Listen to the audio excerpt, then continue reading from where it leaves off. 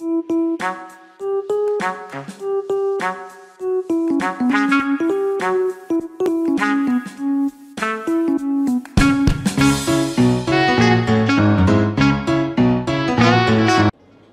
la pandémie de la Covid-19 dans notre pays, nous nous sommes engagés sur les très hautes instructions du président de la République, chef de l'État, son Excellence Ali Bongo Ondimba, de faire preuve de transparence sur la communication relative à la pandémie de la Covid-19 au Gabon.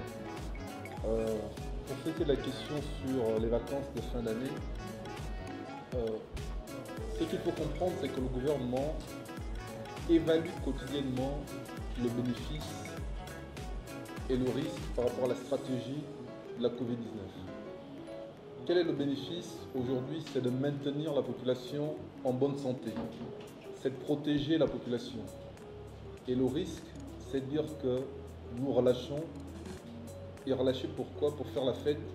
Je pense qu'en période de pandémie, la fête est une activité non essentielle et qui peut aujourd'hui faire en sorte que s'il y a un grand relâchement, la population soit exposée à une réelle contamination.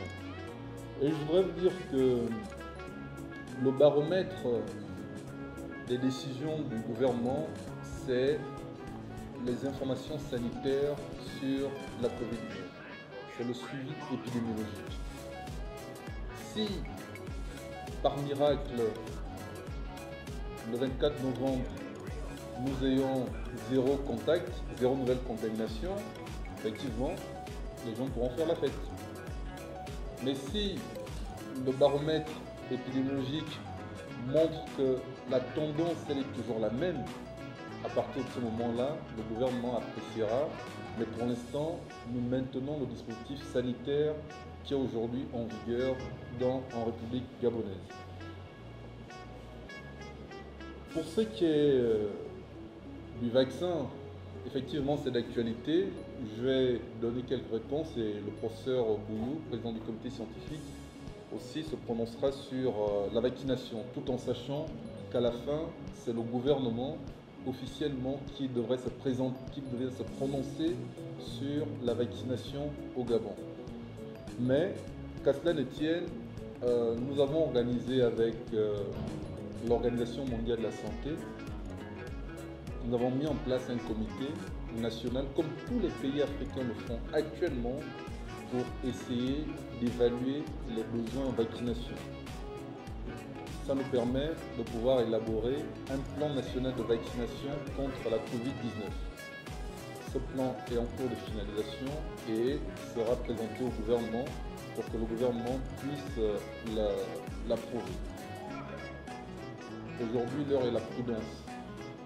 Nous avons, lorsque vous regardez les chiffres présentés par le professeur Chua, vous remarquez bien que le problème survient à partir de la deuxième quinzaine du mois d'octobre jusqu'à fin novembre.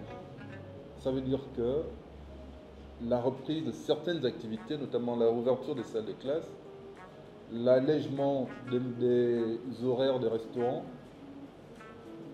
l'ouverture des cultes, mais également l'ouverture des transports, les mouvements des populations de manière générale, le fait qu'il y ait eu à nouveau des grands mouvements de population est aujourd'hui quand même parmi les facteurs de risque de cette augmentation de la Covid-19. Donc restons prudents. C'est l'occasion de dire que nous avons quand même, lorsque le Premier ministre avait communiqué, limité à 30 le nombre de personnes par rassemblement. Or aujourd'hui, la brigade mixte nous fait quand même savoir que, aussi bien au niveau des lieux de culte qu'au niveau des restaurants ou bien de certains établissements commerciaux, que cette limitation du nombre de personnes n'est pas du tout respectée.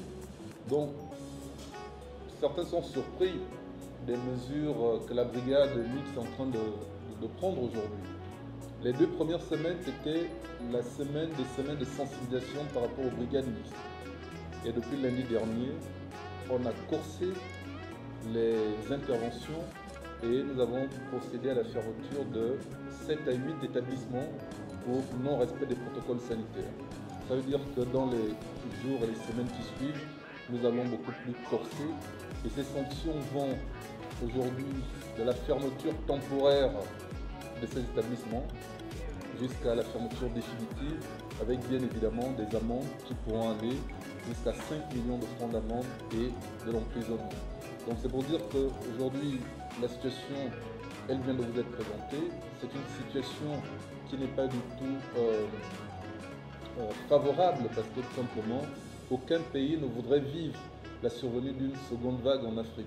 Donc nous devons être prudents, nous devons intensifier les actions de contrôle pour pouvoir lutter contre la Covid-19.